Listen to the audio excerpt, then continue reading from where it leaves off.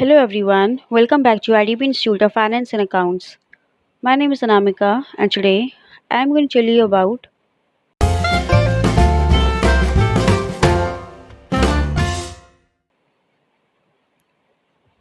what are books of original entry. Books of original entry क्या होती है वो आज इस वीडियो में हम समझेंगे।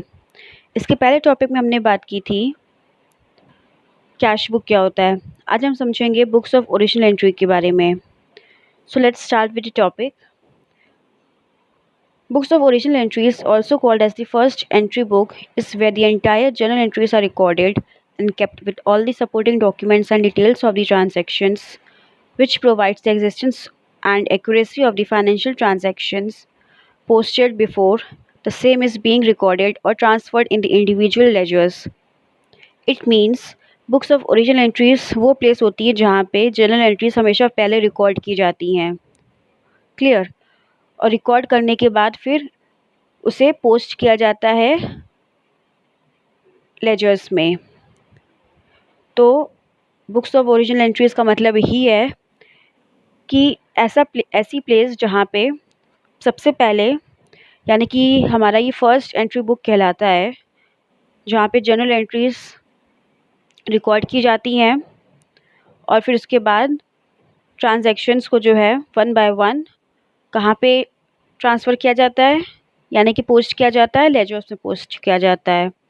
तो बुक्स ऑफ ओरिजिनल एंट्री का मतलब यही है। It is called as first entry book, मतलब सबसे पहले ऐसा प्लेस जहाँ पे जर्नल एंट्रीज़ को हमेशा रिकॉर्ड किया जाता है।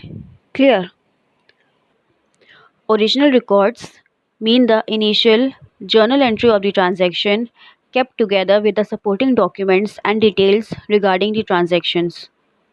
It keeps records of all the types of transactions like expense vouchers, invoice, cash transactions, bank transactions, etc. When all the details of the transactions are recorded in the books of original entry, only then the same transactions could be further posted in the individual ledgers governing the type of the transactions. It means original records का मतलब यही होता है starting of the journal entry, यानी कि initial का means कोई भी चीज़ की स्टार्टिंग। सबसे पहले कहाँ पे ट्रांजैक्शंस को रिकॉर्ड किया जाता है वो ओरिजिनल रिकॉर्ड्स का मतलब होता है।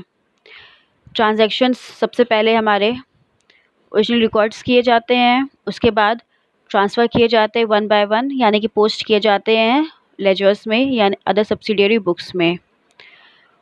किस टाइप के आपके ट्रांजैक्शंस होते हैं? ट्रांजैक्शंस एज एक्सपेंस वाउचर्स होते हैं, आपके इनवॉइस होते हैं, कैश की ट्रांजैक्शंस होती हैं, बैंक की ट्रांजैक्शंस होते हैं, सेल्स होते हैं, परचेज़ होते हैं। इस तरीके से जितने भी आपके ट्रांजैक्शंस होते हैं वो फर्स्ट ऑफ ऑल रिकॉर्ड किए जाते हैं।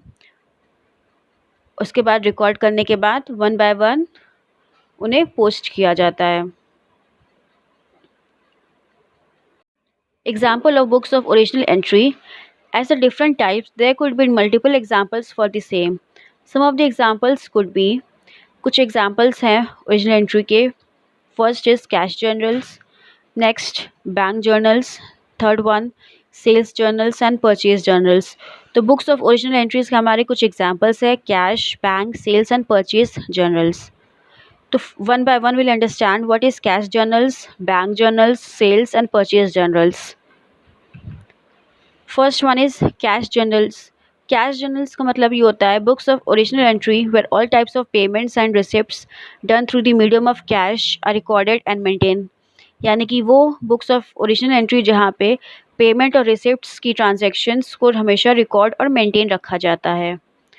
For the period of entry of a record, every transaction that involves the movement in or out of the cash from the organization is booked in the cash journals with all the supporting or evidence. It means कि जितने भी cash हमारे पास कितना आ रहा है और cash कितना जा रहा है तो उसका रिकॉर्ड हमेशा कहाँ मेंटेन किया जाता है, उसकी रिकॉर्डिंग कैश की ट्रांजैक्शंस हमारे कैश जर्नल्स होते हैं। All right, next one is bank journals. Bank journals का मतलब होता है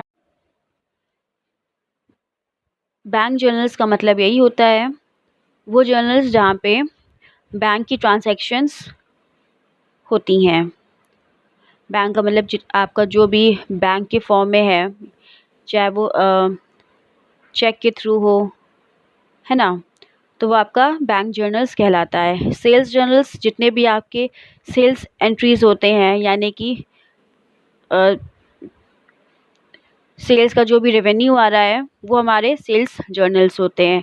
और परचेज़ का मतलब होता है जो भी हमारे परचेज़ की ट्रांजैक्शंस हैं वो हमारे परचेज़ जर्नल्स होते हैं। तो ये 4 टाइप्स के हमारे क्या है, books of original entry. Cash journals का मतलब आपके कैश रिलेटेड जर्नल्स होते हैं, कैश रिसिप्ट्स हो, कैश पेमेंट हो। बैंक जर्नल्स आपके बैंक रिलेटेड जितने भी ट्रांजैक्शंस होते हैं वो बैंक जर्नल्स कहलाते हैं।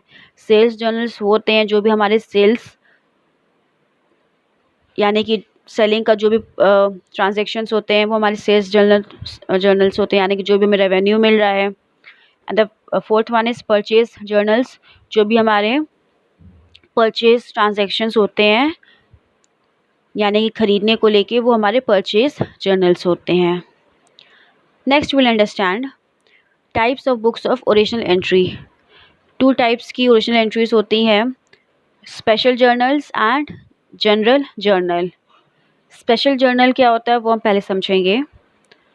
Special journals are the special books of original entries where separate journals are prepared for different nature of the transactions.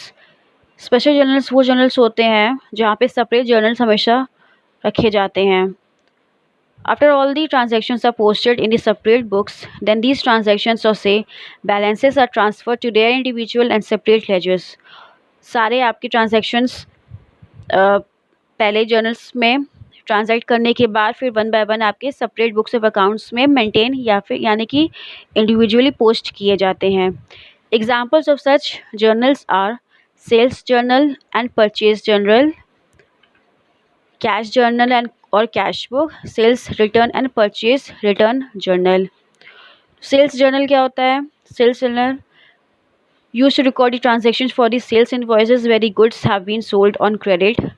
यानी कि सेल्स जर्नल का मतलब होते हैं जितने भी सेल्स से ट्रांजैक्शंस होते हैं वो होते हैं। परचेज़ रिकॉर्ड हमेशा, परचेज़ का रिकॉर्ड हमेशा मेंटेन किया जाता है, वो हमारे परचेज़ जर्नल्स होते हैं। कैश जर्नल और कैश बुक रिकॉर्ड कैश की रिकॉर्ड होते हैं, पेमेंट या रिसिप्ट की। और sales return and purchase return यानी कि सेल्स रिटर्न जो भी आपका सामान अगर कोई भी उसमें एरर है, कोई डिफ़ॉल्ट है, वो आपको सेलिंग के पर्पज़ से वापस हो रहा है या फिर परचेज़ के पर्पज़ से आपको रिटर्न हो रहा है, तो वो हमारे सेल्स और परचेज़ रिटर्न कहलाते हैं। तो उनका अकाउंट यानी कि उनका रिकॉर्ड हमेशा सेल्स रिटर्न और परचेज़ रिटर्न में हमेशा बनता है। क्लियर? तो स्पेशल जर्नल्स वो जर्नल्स होते हैं जो कि special books of original entries होते हैं और सेपरेट जर्नल्स इनका बनता है। उसके बाद फिर 1 बाय 1 ये लेजर्स पे पोस्ट किए जाते हैं। Clear? Next one is general journal. General journals are the journals that are used to record the transactions that are not recorded in any special journal, or easier terms, it could be said as the books of entry for the transactions that are not qualified for any special or specific books of entry. It means वो journals यहाँ पे हमेशा यानी कि वो transactions हमेशा record किए जाते हैं जो हमारे स्पेशल जर्नल्स में नहीं आते हैं, वो उनको छोड़ के जो बाकी हमेशा जनरल जर्नल्स में मेंटेन या रिकॉर्ड किए जाते हैं। क्लियर? तो हमने क्या समझा? 2 टाइप्स के ओरिजिनल एंट्री के बुक्स होते हैं, स्पेशल जर्नल्स और जनरल जर्नल्स। क्लियर? नेक्स्ट हम क्या समझेंगे अब? Components. As the books of original entry stores the transactions as well as the details of the transactions, some specified components are mandatory to be mentioned for posting a transaction in the books. These components are as follows. कुछ components होते हैं, date of transactions यानी कि जो भी आपका journal का format होता है वो चीज़ें क्या क्या चीज़ें उसमें इन्वॉल्व होती हैं वो चीज़ें हैं। डेट ऑफ ट्रांजैक्शंस होते हैं, नरेशन किया जाता है। Relevant party and transaction details रखी जाती हैं, जो भी पार्टी की डिटेल्स होती हैं और ट्रांजैक्शंस की जो डिटेल होती है वो मेंशन की जाती हैं। Provide the reference to the original document, फिर provide the ledger account.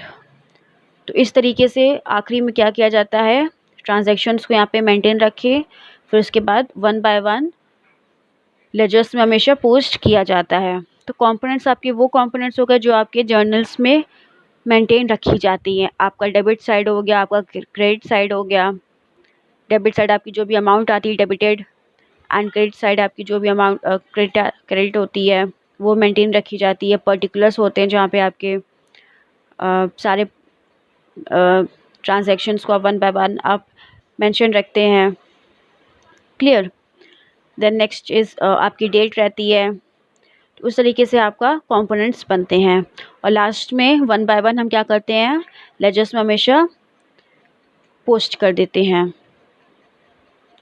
Date of transactions में आपके क्या रहते हैं, before recording a transaction in the journal it is mandatory for to mention the date on which the same transaction occurs or are being recorded in the books of accounts.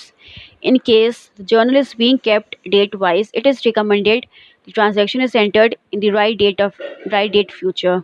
It means that only हमेशा date of transaction इसलिए mention की जाती है in future कोई भी problem create ना हो।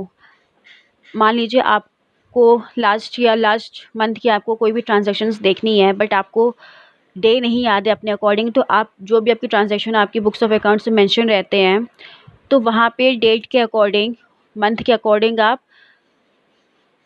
देख सकते हो। उससे ये क्लियरिफाई हो जाएगा कि जो भी आपको चीज़ें नहीं आती आप वहाँ से जाके देख लोगे, ईजी वे में समझ जाओगे कि इस डेट को इतना ट्रांजैक्शन हुआ है, ये एंट्री हुई है और इतना ट्रांजैक्शन हुआ है। क्लियर। तो डेट ऑफ ट्रांजैक्शन मेंशन करना मस्ट है। Relevant party and transaction details, जो भी रेलिवेंट पार्टी होती है और ट्रांजैक्शंस डिटेल्स को हमेशा मेंशन रखना है। It is also an important part of the journals. In case the transactions are being recorded in the special journal, the transaction should mention the party with whom the credit transactions has been placed.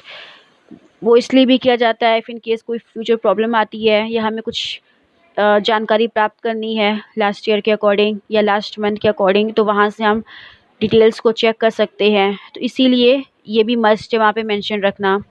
Narration क्यों किया जाता है, narration से हमें पता लग जाता है शॉर्ट फॉर्म में कि चीज़ें क्या डिटेल्स प्रोवाइड की जा रही हैं और क्या किस अकॉर्डिंग रीज़न है। एक्सप्लेनेशन फॉर्म में नरेशन क्या होता है, एक्सप्लेनेशन फॉर्म में ट्रांजैक्शन का जो भी हमारी एंट्रीज़ मेंशन की जाती हैं वो नरेशन फॉर्म में इसलिए रखी जाती हैं ताकि हमको ईजी वे में समझ में आए कि क्या है ट्रांजैक्शन कह रहा है। Alright. Next one is provided reference to the original document. जो भी आपके ट्रांजैक्शंस रहते हैं वो ओरिजिनल डॉक्यूमेंट में हमेशा प्रोवाइड रखना चाहिए। मॉनेटरी डिटेल्स यानी कि पैसे से रिलेटेड जो भी डिटेल्स होती हैं वो हमेशा वहाँ पे मेंशन होना चाहिए। And provide a ledger account. It should mention the relevant ledger account in which the same transaction would be posted after a successful completing recording in the journal book, original books. तो इसके बाद one by one ledgers को provide posting की जाती है, ledgers को, सारे transactions को। Clear. Now here is the advantages of journals. Record keeping in the books of original entry. Daily transactions are being recorded in the books and it reduces the chances of omission of any transactions. हमेशा record maintain इसलिए रखा जाता है कि ताकि आपको कभी in future कोई प्रॉब्लम ना हो, कोई भी डिफ़ॉल्ट ना हो, मिसबिहेव ना हो कहीं पे, है ना। तो रिकॉर्ड हमेशा मेंटेन इसलिए रखा जाता है। Since the books maintain all the transactions of the details of the transaction as well as a summary of the transactions in the narrations, any error in the transaction could be easily identified during the posted in the individual ledger's account. Transactions are recorded in a chronological order, so it's become relatively easier to categorize them and transfer them into relevant ledgers. और transactions इसलिए हमेशा record किए जाते हैं ताकि वो relevant and easier वे में categorise रहे और हमें पता चलते रहे और उसे ट्रांसफ़र करने में इजी रहे। इसीलिए हमें ट्रांजैक्शन को first of all chronological order में मेंशन रखा जाता है। तो ये थे आपके कुछ advantages of your journal. Next one is disadvantages. As journals are bulky and have lots of volumes which make handling the data very difficult। जिस तरीके से जर्नल्स आपके बहुत ही बल्कि होते हैं यानी कि हैवी होते हैं, तो इस तरीके से डेटा को मेंशन रखने में यानी कि हैंडल रखने में बहुत डिफ़िकल्ट होता है। तो ये आपको कहीं न कहीं एक डिसएडवांटेज है, यानी कि आपका कॉन्स है। It's not easy to find a particular transaction unless the persons knows the detail of the transactions. कभी-कभी ये भी होता है कि किसी भी पर्टिकुलर ट्रांज़ैक्शन को फाइंड आउट करने में हमें बहुत प्रॉब्लम होती है जब तक कि आपको कुछ डिटेल्स उस ट्रांज़ैक्शन के बारे में नहीं पता हो। इसीलिए हमेशा नरेशन का फॉर्म भी मेंशन रखा जाता है ताकि आपको ईज़ी वे में आप क्लैरिफ़ाई या उसको फाइंड आउट कर सको। Post booking of all the transactions into the individual ledgers takes a lot of time। Post booking transactions की जो ट्रांजैक्शंस की आपकी जो भी पोस्ट बुकिंग होती है वो हमेशा इंडिविजुअल लेजर्स में मेंशन करने के लिए बहुत ही डिफ़िकल्ट हो जाता है। तो ये आपके कुछ 2-3 डिसएडवांटेजेस भी होते हैं जर्नल्स के। क्लियर? सो इस वीडियो में हमने क्या समझा, बुक्स ऑफ ओरिजिनल एंट्रीज़ क्या होते हैं, टाइप्स क्या होते हैं, एग्जाम्पल्स क्या होते हैं। क्लियर? फिर हमने एडवांटेजेस समझा एंड डिसएडवांटेजेस समझा। नेक्स्ट वीडियो में हम बात करेंगे उसके जर्नल एंट्रीज़ के रूल्स के बारे में। तो नेक्स्ट वीडियो में इसके आगे हम कंटिन्यू करेंगे। उस वीडियो को देखने के लिए stay tuned for that and thank you for watching this video and please इस चैनल को लाइक शेयर एंड सब्सक्राइब करिए and have a nice day.